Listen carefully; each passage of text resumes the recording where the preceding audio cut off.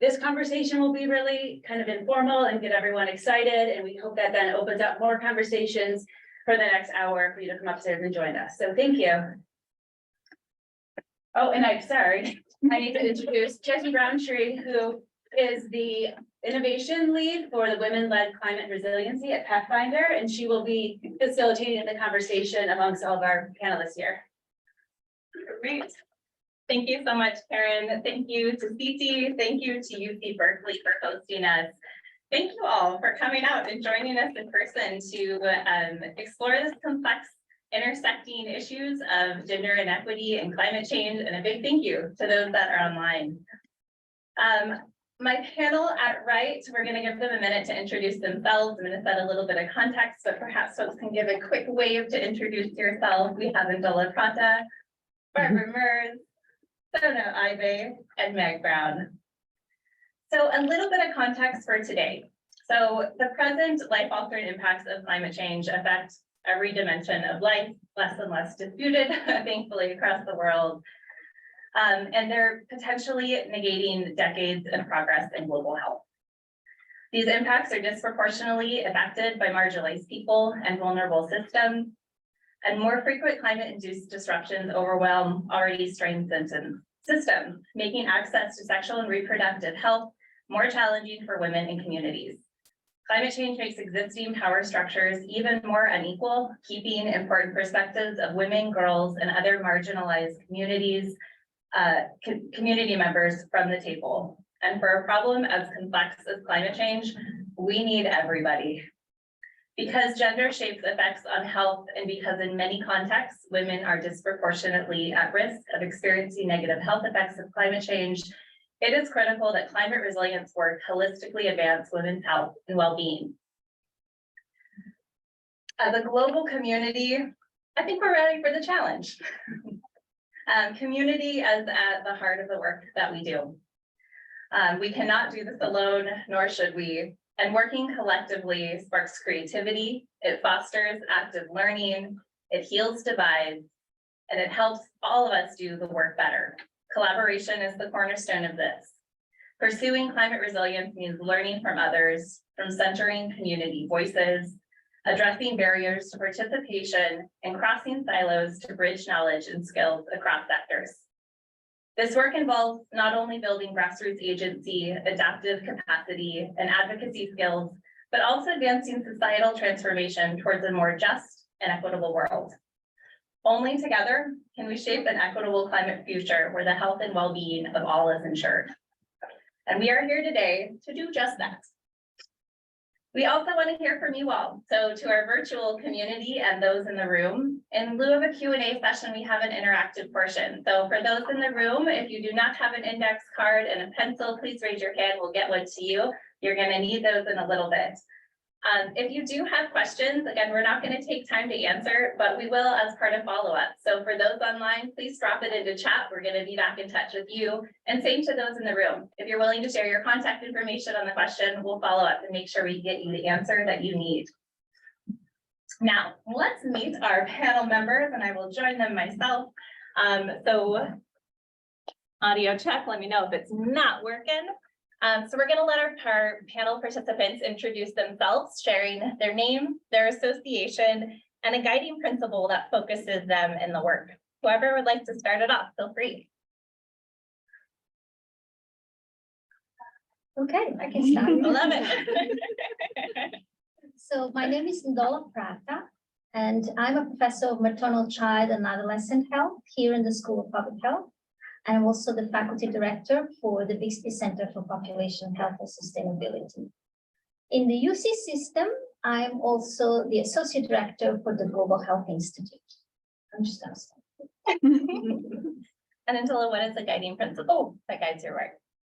What guides me is the privilege that I have from being a teacher and an instructor here at university, and the energy that I get from the students, from the young people and their innovative ideas, but also the ability that I have to have a foot on the field where I do my field work. And from communities that we serve, we get a sense of how we, with the little that we do in terms of our research, can or are able to change policy or programs, and how that changes individual lives in communities. And that sort of is an inspiration for me. Thank you. My name is Barbara Mers. I'm Managing Director at Pathfinder, and I get to lead our strategy on women-led climate resilience. I am passionate about this work because I think it makes a difference, and it is incredibly exciting to see how Pathfinder as an organization, which over like 65 years of working in the field across Southeast Asia, as well as Africa, we're in 22 countries, really walking the path with women in communities around reproductive justice and choosing lives, meaning that this work actually connected with the climate crisis upon us. And so 3 years ago was recruited to join Pathfinder after spending time in the environmental field, really recognizing that women's voices are essential to climate solutions for this planet is what drives me. So it is courage as a guiding principle. When I meet women and men around the world speaking up about the truth, understanding the threats that exist in their communities, and also the abundant solution. So it's really about the courage that I'm inspired by. Hi, everyone. My name is Sono Aibe, and I have been working in the global health field for 30 plus years, especially focusing on sexual reproductive health and rights, and both in the US and also globally. And I'm also a graduate of public health school, and so I'm very excited to be speaking here today to you all. What motivates me to do my work is really the perspectives of the most marginalized, most vulnerable communities around the world, how they see the different interwoven challenges, how they see the world, how our challenges affecting each of them. And so clearly, keeping their perspectives in mind as we design different programs with them and try to bring the appropriate resources to these communities. And I guess my guiding principle would be don't run away from complexity, but continue to face them. And, your theory of change might be a little messy, but that's how lives are. So we have to face that. Thank you, Sona. And I'm Meg Brown. I am a postdoc through a partnership between the School of Public Health, the Bixby Center here, and through Pathfinder. And I think for me, a guiding principle in this really is a sense of justice and integrity. And really, being in community with each other, paying attention to the needs and desires of those around us, and thinking about how we can collaborate to really envision and create a world that is different from what we have right now. And a quick note on language, when we are saying women, it is artificially narrow, right? And so when we say women, we mean cis, we mean trans, we mean non-binary individuals. Language is thankfully evolving, and we are in the process of learning, and we invite more conversation if people have different ways to express and also include. All right, so thank you, panelists. Thank you for being here. How are we doing on audio? Level okay, Karen? The level's good. It picks up every sound, which is why I'm sitting so still. If I haven't moved, the camera comes to me. So, but it is getting checks that the sound is really good. Well, thank you very much. As everyone knows, every panel has so many people working to make it all happen. Thank you. So we want to better understand this challenge, especially wicked problems like climate change and gender inequities. You have to revel in the complexity in order to create the beautiful solutions that are needed. Meg's going to offer us just a few items to help understand this complex and intersecting issue. Absolutely. So when we talk about gender, right, our gender roles, gendered norms, gendered relationships all shape how we experience the world around us, including how we experience climate change, both the risks that we face and the resources that we have available in order to deal with and manage those risks. And when it comes to climate change's effects on health, those effects happen through both biophysical pathways and social pathways. So thinking about, for example, the direct effect of extreme heat or natural disasters on our bodies, but also thinking about the way that climate change and, damage to infrastructure or its changes to our social relationships or migration patterns or livelihoods all affect, our ability to access healthcare and live full and healthy lives. And, if you think about, for example, with gender-based violence, we often see increases in gender-based violence after natural disasters. Women who are environmental defenders often face higher rates of gender-based violence as a result of their activism. If you think about, around the world, between 45 and 80% of smallholder farmers are women, depending on what region you're in. And agriculture is highly affected by climate change. We see different effects on mental health by gender, right? So your gender shapes what types of negative experiences you might be having. And so I think within many of these conversations, I think it's really important to continue returning to the data and returning to the nuance, because it's not really universal in so many cases, right? The experiences are very dependent on a particular context. And, within this conversation about data, right, so little of our research on climate change attends to data, right? One study looked at every paper published in 2020 on climate change, and of these, only 6% considered gender. Within the recently released, top 1,000 climate scientists, only 112 of them were women. And then when it comes to looking at this data, within the climate space that is considering gender, if it does, very often the data are disaggregated along a gender or a sex binary, right? So the information that we have about how non-binary individuals are experiencing climate change is even more limited. And it's a really big gap in our knowledge when it comes to really, understanding what needs to be addressed and what kinds of things are going to be able to work in the future. And so, if this is something that you're curious about and you want to dive deeper into it, Pathfinder last fall at COP27 released a solutions guide on climate change, gender, and health that goes into all of that in greater detail. But I think, one of the most important things that we can do really is to continue to call attention to the importance of including gender in our conversations about climate change and health, part of what we are doing here today. Indeed, we are. Thanks, Meg, for helping us appreciate the challenge more. We're gonna flip it and start out with some positive. Though there are great needs we need to shift, the numbers make that really clear. I think you said 112 out of 1,000, shocking, of top climate scientists. We wanna get to success. And so, Sono, I'd like to turn to you first to say, what do we know today that works to improve health, gender equity, and climate resiliency? Sure, thanks. And earlier when I introduced myself, I didn't say that I used to work for Pathfinder, Pathfinder International for 10 years. And during that time, we started some programs that integrated sexual reproductive health and rights with women's rights, women's economic empowerment, and also with conservation. And usually, of course, related to livelihoods generation. So there were a suite of projects, but one of them was particularly long-term and successful. It was around Lake Victoria Basin. You can read about that in Pathfinder's websites and materials, but there's a replication now of that project in rural Western Uganda near the Ruwenzori Mountains. And it's implemented by a group called Ruwenzori Center for Research and Advocacy.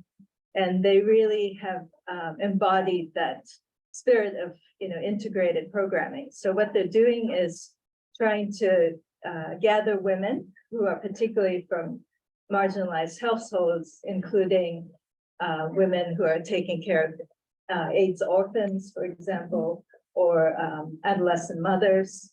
So these are heads of households who are women. They're struggling with agriculture right now because there's been a long drought and they're not used to this new tempo of rainfall.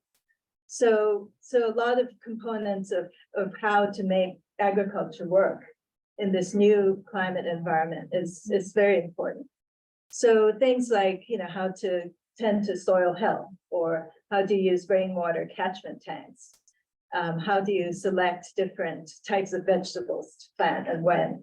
So all of this knowledge is being taught by an agriculture expert who is also a woman, and she goes around house to house, but at the same time, talking about nutrition and how to link that to reproductive health care.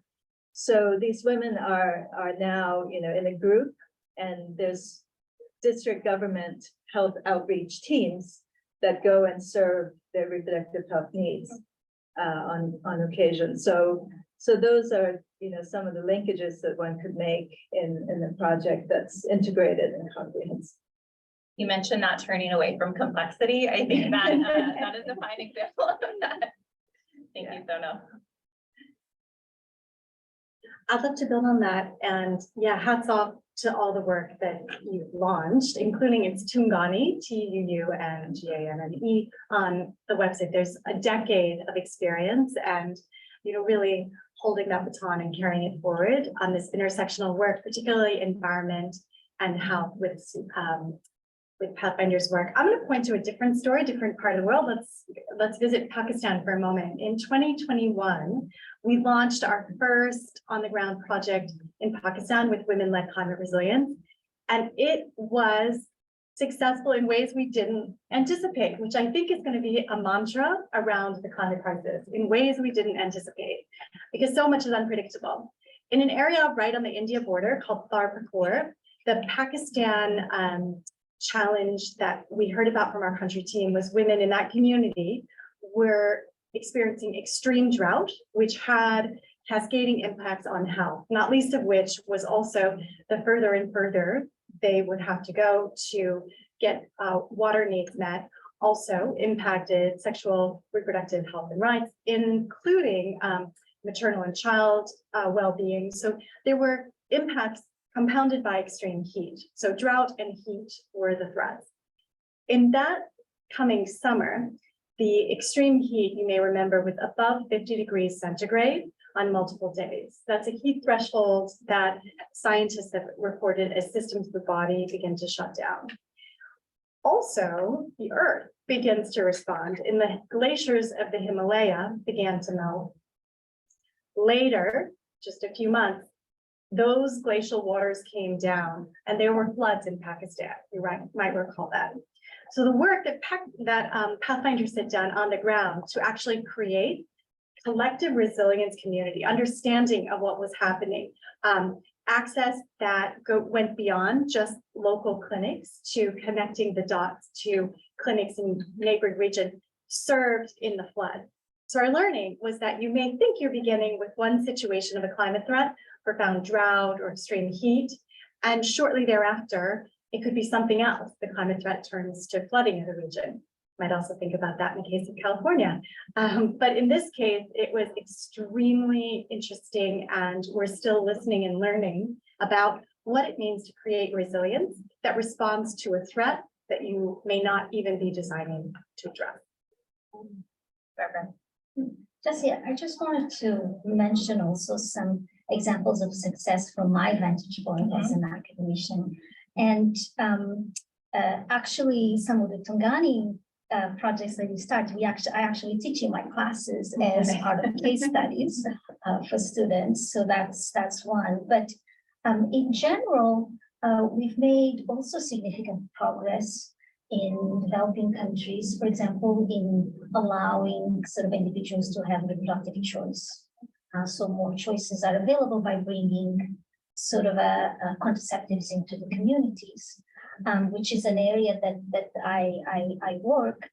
And so the transdisciplinary sort of a work of climate experts with population experts and others also determined or came up with solutions. And I noticed that of the top 10 solutions, there are many, but just in the top 10, I realized that 2 of them intersect with my work, girls' education and voluntary family planning. So it gave us an opportunity to actually be able to, in a multidisciplinary way, to link voluntary family planning to fertility, to rapid population growth and the impacts on the environment. So, and that's how I get excited. Somebody like me that was, a clinician focused on providing sort of a maternal sexual reproductive health services, then expands its vision and the ability to teach the students on how to look at the individual, but not just as one sort of a individual in the society, but how it interacts with the environment and how what we do sort of impacts other areas of the environment. Thank you. It's, we've talked a lot about complexity, right? These intersecting challenges, these changing challenges, and the truth comes down to resourcing, right? Like we have to appreciate this. We also understand that organizations have different missions, funding streams have different norms, right, or portfolios. So I'm curious, as we appreciate this complexity, as we think about unknown and compounding issues that are happening, what other resources are required? And perhaps a follow-up or to complement to this of how might we work differently given the shifts that we need? Barbara, I'll turn to you to start this off. Thanks.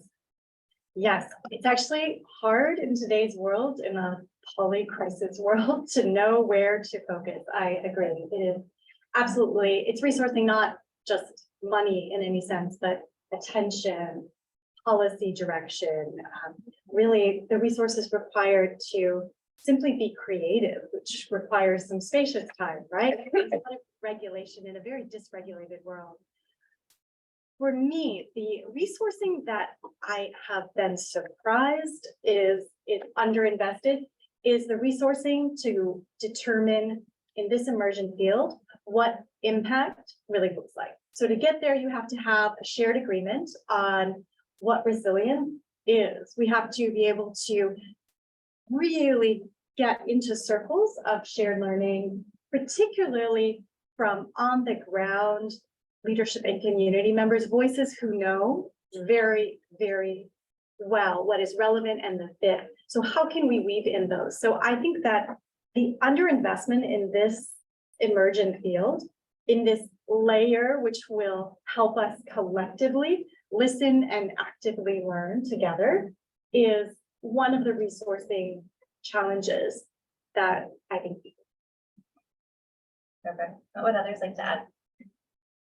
Yeah, so I listed about 3 things that come to mind, top of mind for investment. One is just climate education, simple and clear. And there's a lot of hunger, of course, among young people to gain more climate knowledge. And even among policymakers, they're really seeing the impact now and seeing how challenged their countries will be. So they need more information around climate science, who are the actors, what are the emitters of greenhouse gases, how can they change lifestyles and habits and systems, design future urban systems that respond to all of these crises. And so I think that is the big investment that is lacking right now, basic climate education, both in school and out of school, and even for high-level policymakers.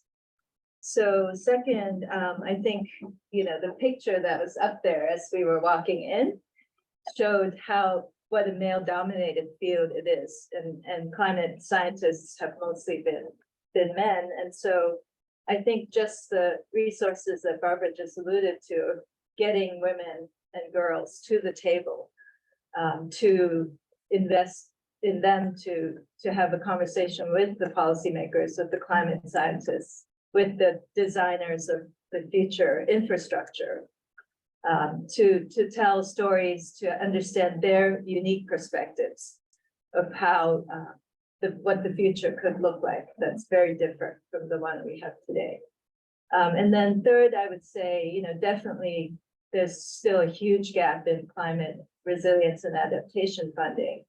And again, coming up with key performance indicators around what is gender responsive climate change, adaptation and resilience programming. So there's a wide open field, and a lot of, great minds could come together and design and make a difference in the next, maybe a year or two. Make it faster, right? Yes, fast. Go to your point about funding of resiliency and adaptation. I come from the climate mitigation world, which is predominantly about emissions reduction. And I have found I've come to the resiliency side of things because we're out of time and we have to invest in it. And that's where I want to put my energy. But I'm seeing a shift in the field where there was this expansion to include more just solutions. And I've been starting to see some shifts of returning back to like the tech solutions, mitigation only. And so it's an interesting observation. Of course, there are people that are doing more expansive things, but it's something I've observed with the climate funding community and climate community, a return to mitigation only, which I don't think reflects the complexity of our present reality. Thank you for naming that, and others. How about others? Any advice about working or resourcing this work? Well, in my wildest dreams. Oh, I love this. And I'm saying this because nobody dreams more hours than those of us in academia. Because we kind of have the luxury to dream and just, think about 20 years from now. It's just part of the nature of the job. But in my wildest dreams, I would like to see investments in a little bit more collaboration, in the creation of the second, third generation of the projects that Sono and Barbara were talking about, where we actually go donors, community partners, implementing agencies, to academicians. We go to the field and sit with the communities and design what works for them. What is the solution, the best solution for those particular communities? We all design great projects in our offices. I do the same. This is not a criticism to anybody, but it's time to actually co-design with those who would suffer the most if nothing gets done, and those who will benefit the most if something is done appropriately, not culturally intrusive, with the resources, or optimizing or maximizing the resources that exist for that particular community. So, it is a wild dream, but attainable, I think. Why not? So I challenge all of us to actually move into that direction, because I think that, we work towards better and through collaborations, but also towards sustainability. Meg, would you like to add anything? Yeah, I think just this idea of sustainability and like really holding the idea of true sustainability with us, not just sustainability in terms of, like we've offset the carbon of this initiative, but really sustainability in terms of what we can sustain, like what work can be carried forward. And I think, Barbara, you mentioned earlier, the project in Pakistan being successful in ways that we hadn't imagined. And I think in this conversation about, resources and how do we learn and what does impact mean for us, there's also something there in terms of, when we're engaging collaboratively and with communities, and there's so many more opportunities for learning beyond what we might have expected to see at the outset, because all of those other effects are so important for us to know about as well. And so I think for me, that's something that really stands out, thinking about from just a more expansive perspective of what we're carrying forward, even after the end of these projects. And also thinking, from a project-oriented perspective, which so much of the work often is, thinking about gender equity really not as a community level issue, but as a whole of society issue. And that, inclusion of diverse voices is something that's really important, from communities, but all the way up, thinking about, women's voices in healthcare systems, in community-based organizations, in the organizations of implementing partners, in the composition of the research team, with the policymakers who we're engaging with, thinking about it all the way throughout the full scope of the work. I guess a follow-up to that, Meg, is just in the philanthropic world, right? You write a proposal, you deliver the proposal. So how, any advice, a quick follow-up to the panel members, this work is emergent, this climate change impacts are changing or, and unanticipated and anticipated rates. Any advice for this to increase flexibility and to perhaps to change the pace of how we can work so that we may be more inclusive for others? Any advice? Just do it. Oh, great.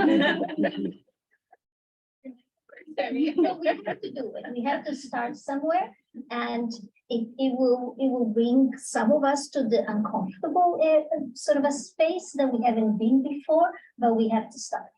We have to start somewhere. We owe it to the next generations that we start that work. Maybe we don't finish it, but we have to start. I'm with you, Angela. I think it is about getting in and being very honest up front that this is a journey. And so some of the predictable milestones, you're going to miss the real learnings if you only stick there. So there are some profiles. And Meg, you and I were talking before this panel on resourcing on a different level, which I think is important to raise the flag here too, around ensure that you're also sustaining yourself in this process, because it is a long journey. The map is unclear, and there's a lot of potential to just be going full tilt all the time. So having discernment about how to ensure that you're working in ways that are uplifting to your spirit, connecting to others who actually share the same stories. I think there's something too about, let's make sure we're resourcing ourselves in this work so that it actually brings some joy as we are in communication, because it's a very heavy topic to be talking about the disappearance of biodiversity on our planet, to be talking about ecocide, to be talking about places where people can no longer hospitably live, though all of their ancestors have. And I mean, those are heavy topics. So I just want to acknowledge that as well. Yeah, I mean, I think for me, it's a little bit ironic given the urgency of the climate crisis, but so much of doing the work well is actually, I think, about slowing down and pausing and really connecting with the people who we're with and the place that we're in, and taking the time to invest in that as part of the process, and moving away from approaches that are more reactive or approaches that are really trying to like maximize as much as possible as quickly as possible, but shifting to something that is more connected and sort of resists those approaches that really push us to go as fast as possible without taking the care to look around at each other and what's really needed. Yeah, I think this is a very exciting moment. It should be for investors and donors, because we have the chance to create a whole new economy that's green and that's based on clean energy, and make fossil fuels, a thing of the past. And so this is a great time for creativity and innovation and new thinking, new visioning, and a whole generation of job creation, right? For all of the young people who want to be skilled in this new economy. And so, let your imagination run wild in terms of the kinds of occupations, that we need for the future. And so I think it's that kind of investment strategy of, a new future economy is an exciting time for donors. Should be. We're doing world building at this point. Yeah, right? yeah, exactly. And making sure half of the population is also there with their great ideas. You all have already shared some advice about how we can design programmatically the programs that we need, how to take care of ourselves. I think we could all use a little bit of advice, those that are working on wicked problems like gender inequity and like climate change. So I'd like to do another round from you all to share what advice you have with others that are either trying to make these connections, or to students that are pursuing this or wanting to focus in a career. What advice do you have to these individuals to make the connections, to stay creative and to take care of themselves in the process. Anything to add? I would love it. Well, I think that my advice to everybody, but especially young people that I interact with every day, is that to get as much knowledge as possible. So, for example, Sono mentioned climate education. Get the awareness that is needed so that we know, and we can acknowledge. And with that, I think that each one of us can be part of the solution. Yes, policies are important, specific programs are key, donors are important, but each one of us with knowledge about how we should interact and how our interaction affects the environment, we can all participate in the solution. Small things, but important. And I actually think that that is something that we don't need to wait for young people to get to university to learn. We can start that in elementary school.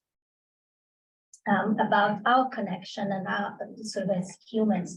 I think this world as one world, right? Where humans, animals, and plants and other materials, work as one.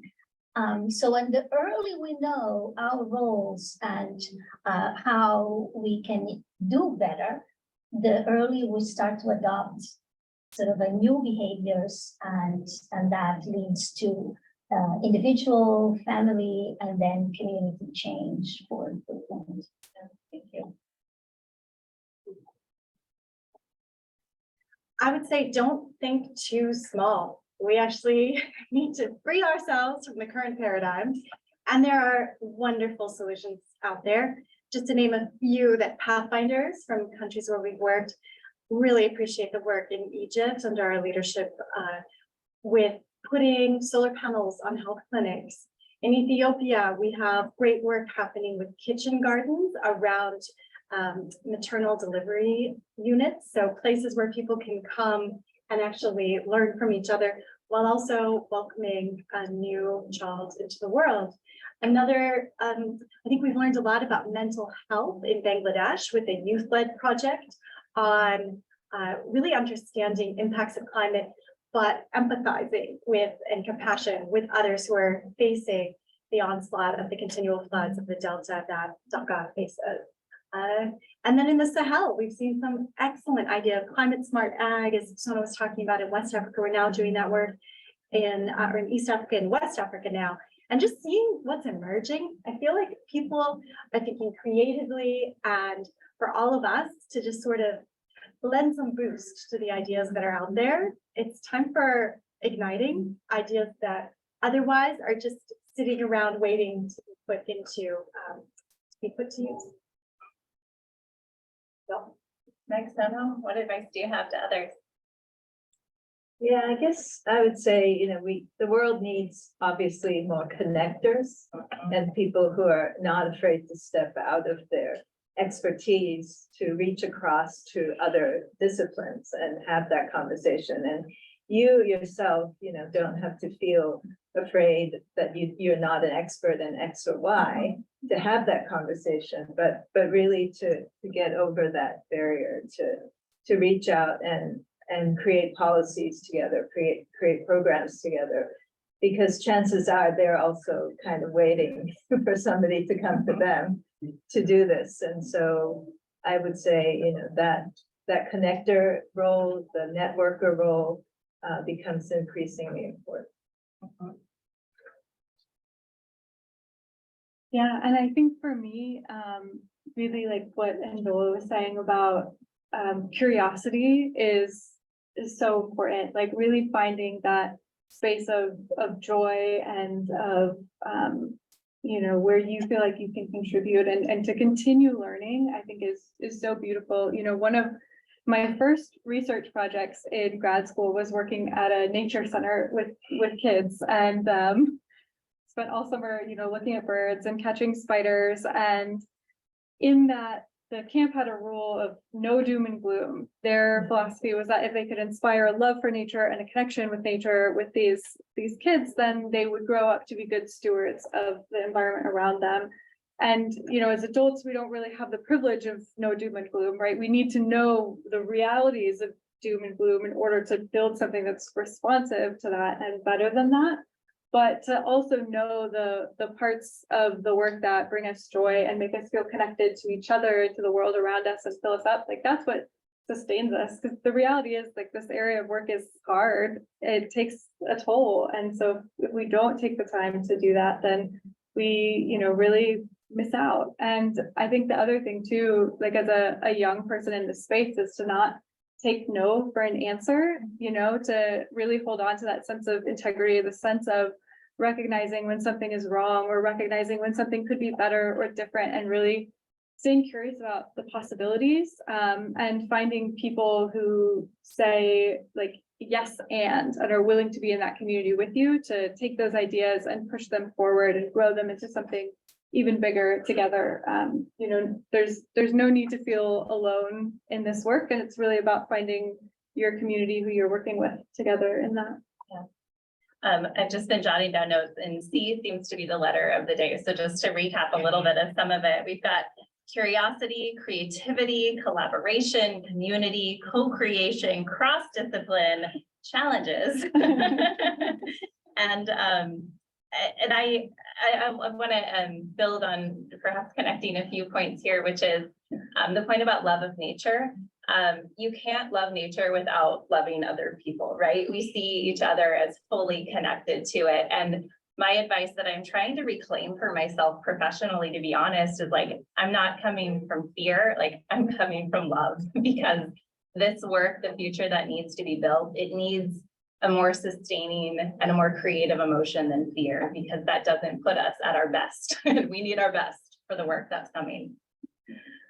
Thanks, folks, for adding. So I want to turn to you all, and I want to turn to people that are online. We want to crowdsource this work, as we've just touched on briefly. I'm sure you all well know, in greater complexity is really challenging. So we have two questions for you, and we're actually going to take time and perhaps offer a awkward 5-minute quiet pause. Thank you for indulging that. Two questions for you. And first one is, what actions are you already taking, either on climate change only, or increasing gender equity, or even better, that connection? So number one, what actions are you already taking? Number two, what advice do you have to share? For those here, please fill out the index card. For those online, please drop it into chat or whatever available feature we have. And I'm going to put a timer on my clock. Just a note for folks, if this is feeling odd, a little bit of moment of reflection to both process the wisdom that we've heard from others, but I think giving ourselves a minute to truly slow down. I invite you all to do that. So 5 minutes. Let's hear what you got.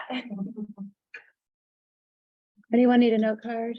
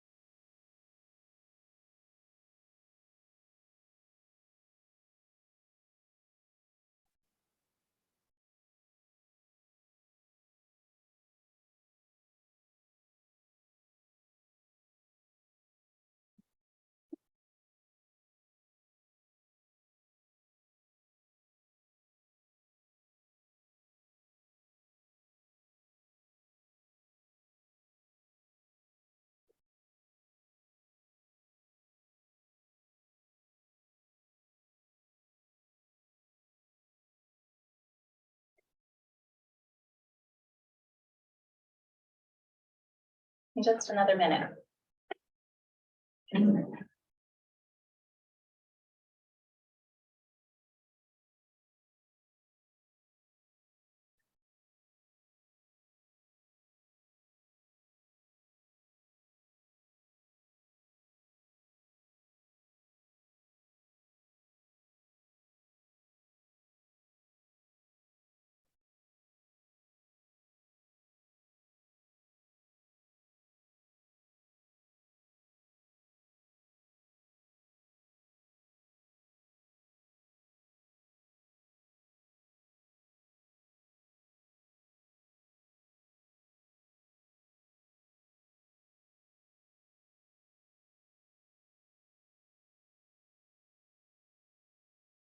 All right.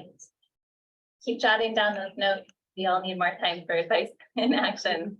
I would love to open it up to the room here and Karen online if you wanted to add either action that you're already taking as an individual or advice.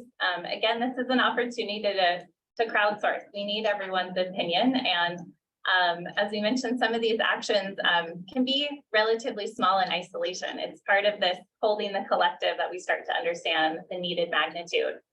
Karen, would you like to start us off online and then we'll turn to the room here? Sure. I'm hearing lots of messages around like that this is a long haul, so well-being, and that we have to keep up the campaigns and the advocacy, and they can't end like right after the meetings end. White Ribbon Alliance mentioned how we need to ask women what they want. They're already adapting, they're already doing things, and so that's the work they're doing on the ground to ask, you know, what are they doing, what's working. Eileen Spicer mentioned that we need to encourage ourselves and donors not to be siloed in our strategies and approaches, which is what happened with family planning and HIV, which was to the benefit of no one. And so these issues, gender, climate, SRH, environment, they all overlap significantly, and we need to approach them that way. She also emphasized Andola's C word, co-creation. Yeah, so I'll start there and then we can open up to the room. That's some good ones that first came through. Would anyone like to share either an action or advice for others?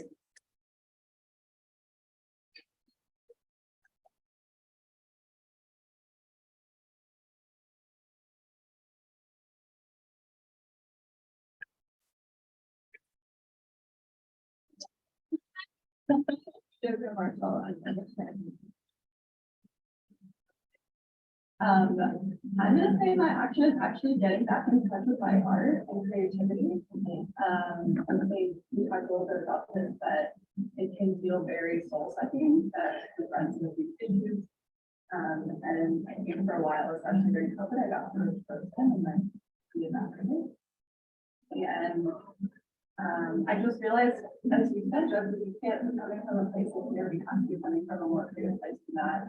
And then after we'll sort of find those innovative solutions. So a number of my friends and I, including some of our family coworkers, are creative writers and artists and singers and songwriters. And so we've been getting little creative circles together, and it's really magical. I think it, yeah, just reinvigorated my energy for the fact that we have. Thanks, Jojo. And for those online, if it didn't capture coming to art, coming to creative circles. I love actually bringing in community with that to offer another. Thank you for sharing. And anyone else, and feel free if you're willing to come up and get their microphone, we'd appreciate it so you can hear more. Like doubling the exposure by walking up in a room and sharing. Sorry. Yeah. These are fine. Anything else to add? I mean, I can share. I mean, for me, I have 6 and 8-year-old daughters, but I really feel like where I'm coming to it from love and like feeling hope is like really seeing what they're doing and helping them love nature, but also Paige was there as well. Our daughters go to the same school, but there was a protest on Friday and it was really exciting to see like 6 and 8-year-olds. And I didn't catch the first part of the slogan, but the second part was like 5, 6, 7, 8.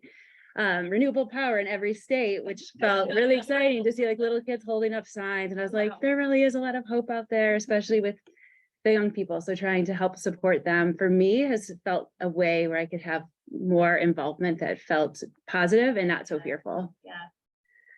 And then I have someone here saying, as an SRHR advocate, I'm creating awareness on gender equity with my target audience being teenagers. while incorporating climate change interventions such as tree planting in high schools and around campus, which is a very cool one. Amazing. Well, thanks to us for taking the time to reflect. Anyone else? Final moment to add it in. Please. Oh, we got two. Great. I was just really, to build on what Karen was saying, I was just excited by what Sono mentioned about climate change education and just the challenge for us all to like think about how young can we do it? Like starting with preschoolers, kindergartners, both with climate change education and also sex ed. Like, why are we studying sex ed at 5th grade when we should be doing, you know, basic relationships, consent and all that?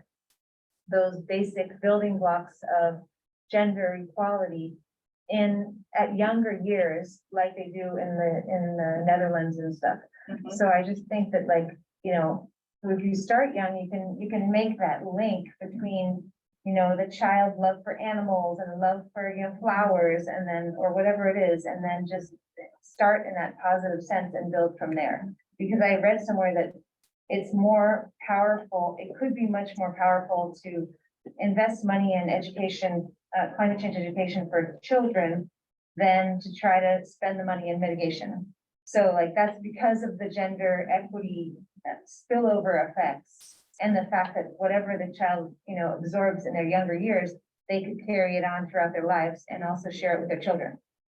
So it has a lot more bang for its buck. Wow. Mhm. Thank you. You still like to share? Yeah, so I'm a lawyer and I think in my own country in Europe, it was a very siloed job. And I've been in the realm of public health recently and just working with other people and other professionals within my field as a lawyer and not being siloed was really enriching. And I think I'm starting a new journey now and interested in all these issues. And I think it's really important to not stay within your, whatever profession or whether field you're in. I'm learning and I'm on a great journey. So I think that's what I'm living right now, but also the advice that I give is to always think out of the box and try to, work with other professionals and not be closed to the exchange, because I think that really enhances policy in the long term. And I can see it when I've litigated cases. Thank you. I'm going to come back to our panelists for one more lap of advice or action that you're doing. One other note, we're going to consolidate and try, to JoJo's good advice, to bring it into an artistic representation of what you all, if you're willing to share, there is a basket in the back. We'll consolidate what's online. Please add it if you haven't. So back to my panelists. What's either another level of advice or an action that you are taking presently? Would you like to start? Love it. Yeah. Sure. So some of the actions that I'm taking presently, but wanted to do more and continue to start to find ways to do more, is really sort of because of where I see it, the training of the next generations that are going to go into our workforce that already understands, and as I wrote it down, like is able to connect the dots and doesn't, irrespective of the profession that they go, that they still have the knowledge of connecting the importance of gender equity for the health of the planet. So that's one of my important missions, and I will continue to do that. But going back to the core designs of the project, even though I felt like it's a wildest dreams, it's not actually that wild. I think that once a significant critical mass of us does it, then it's going to become the standard, right? It's just like a transition because of where we come from in terms of designing our projects. But what is really important in this sort of multidisciplinary collaborations to improve the environment is that they are gender transformative, that we don't fall back into the sort of gender norms that are important for every community, but we know that in certain places put women down, so or discriminate against other genders. So it is important that we look at the projects that we design and everything that we do with the gender lens. And yes, Paige, I think that starting in elementary school is key. to understand. And the other thing is just basically continue the fight for gender equity. I don't really believe that we as a society can move ahead as fast as we need to without gender equity. And we have examples in other places of small communities where that has done. And we can, with gender equity, move much faster in what we need to do for the health of the planet. But we need to be intentional. So it's not just after we see the picture that we saw in terms of the leadership that we realize what is missing. We have to generate, we have to educate and create the pool that is necessary in terms of diversity to be represented in any leadership capacity. Thank you. Yes to all that, and adding, really yes. Two adds. One, I am taking the action of advocating with funders. I think it's really important to broach these conversations. I'm another C word, courageous in doing that. I just think it's important to say what is, give a systems perspective, and to really name truth. So that's something. Just over the weekend, I happened to be with some terrific funders who are really serious about this, and we were out on their ranch. They're planting, you can look it up, archangel trees. They're ancient sequoias to be able to stand the test of 2,000 years. And I said, and to all of this, how are we also bringing gender equity? How are we also informing community and youth around each other? So it's really the yes and with funder conversations. I love. My second one is think big. Great. Yes, yes, yes. All of that. And building on that, I know that some sexual reproductive health and rights advocates are on the line and here today. So I want to say that there is opportunity for us to interact more with climate policymakers, ministries of environment, of energy. They're all thinking about, the setbacks that will happen if they don't participate in thinking about public health and global health issues. And so it's a great opportunity to insert some of the language around gender and reproductive health and rights into climate adaptation plans, both nationally, but also locally. And I think donors would also find it very exciting to support that because there's a lot of movement happening at the country level. Yes, to all of that. One of the things I wrote down on advice was like start small, but be loud. And really, you take everything that you know with you everywhere that you go, and like the sort of thoughts and reflections that we have around these intersections of climate change and gender and health are things that we can insert, everywhere. And I think that the other part too, I found, for me, becoming more engaged within different communities has been really, really energizing.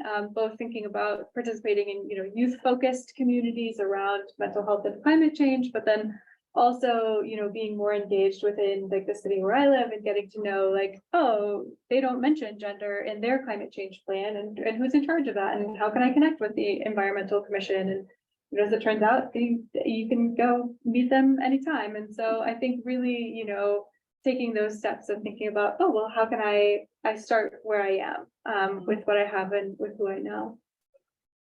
And mine will just be connect. Find opportunities like this for learning.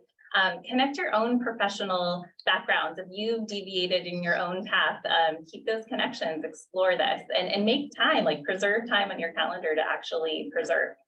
And the second one is exercise abundance. And today I want to exercise abundance gratitude for the incredible panel here, for folks online, for those in the room, for engaging in this topic and hopefully continuing to stay really curious and really focused on the needed transitions that need to come. Again, Karen, thank you to you. Thank you to Cece. Have a great afternoon, everybody. Please stay. Come upstairs. Yes, if you are. Continue the connections. Yeah. For those online, thank you and have a great rest of your day. And yeah.